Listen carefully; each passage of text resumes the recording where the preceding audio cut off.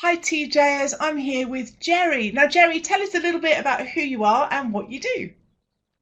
Hi, this is Gerry Griffin here. I'm the founder at SkillPill, and my day-to-day role is looking at elements such as learning strategy, user engagement, and technology integration. We specialize in short-form micro-learning, and we distribute content to large corporates and NGOs around the world. That sounds great. And you're going to bring all of that experience into a webinar that we're doing on the 5th of November at 12:30 UK time. And one of the topics we wanted to talk about was a blog that you wrote, which was the Uberization of learning, and Uber being the taxi company. What is the Uberization of learning in the workplace? Well, in the same way that Uber, if you like, disintermediated the world of taxis, primarily using location, mobile devices, we have the birth of cloud, really, and the integration of cloud in our lives. And I really want to look at how cloud is disintermediating elements in our learning work lives as well. So when we move from mandated and quite a lot of the time face-to-face learning through to more learning on demand, and we're moving to an environment where the learner is moving from being an object, as in, learning is done to them, to being a subject, is learning is something that they do. So if they're now sitting at the center of this learning dynamic, how do we still leverage some of those new technology trends to make the best of it? Or what's the role of learning and development as well? Because if hitherto learning and development has been a broker that is intermediating between blocks of knowledge and their learning population, what's the new role they can adopt when we are in the world of free, quite often free, and frictionless access to digital learning content? So are we in a world where the learner can now just go and Google anything, look at anything on YouTube, and almost doesn't need L&D in the corporate workplace? That indeed may be the perception. The practice, though, is that there's a quality threshold because it hasn't been legitimated in any regard. So the first thing is if somebody is looking to, I don't know, how to be a better coach, we don't really know the quality of the material that they're looking at and whether it's reinforcing bad habits to start with. So there is a question of quality threshold. There's the other question as well around the digital relevance of the material, because ultimately this isn't free jazz, and free jazz didn't really work as an art form anyway.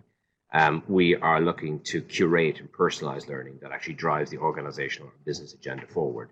So when one is curating sets of content for the population, it needs to be done vis-a-vis what the organization is trying to achieve in the first place. So it may be in 2020, we need to be more enterprising and more agile and more customer focused, and the ability to create and give access in a more organized and curated fashion to the learning population is really what we're looking at here. So you're right. The role is certainly changing, as many people's roles certainly are as well. But if the perception is that ultimately the L&D officer is going to be disintermediated, I don't think that's the case. I think they'll move from being a broker to being a Sherpa or a guide, and using their own expertise and awareness of the career and the learning trajectory of the individual to help map out and chart out the key learning bolt holes that he or she needs to take in order to be their best self at work. I like that. So it's not so much that there's no job for us in the future, few, but it's that our role is changing so that we've got new systems, new processes, but also new skills that we need. So how important is the platform or the technology in this?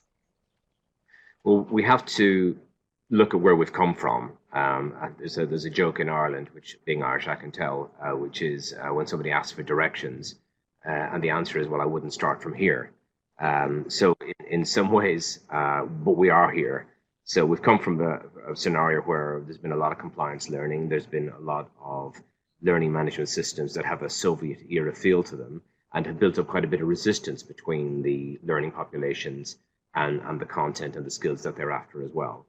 The birth of new, more agile LXPs, for example, has certainly put more of a user interface and user experience at the fore, which is to be applauded, and higher production values and editorial values in the content itself is also coming through, which is also to be applauded as well.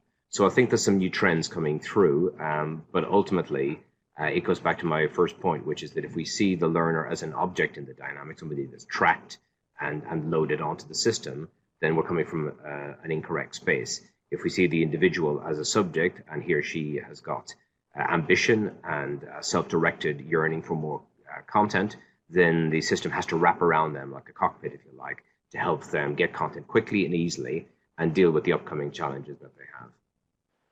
And dealing with those challenges and the challenges that we have in L&D of adopting all of that is exactly what we're going to be talking about on that webinar. So looking forward to seeing you on the 5th of November, Gerry. Sounds good.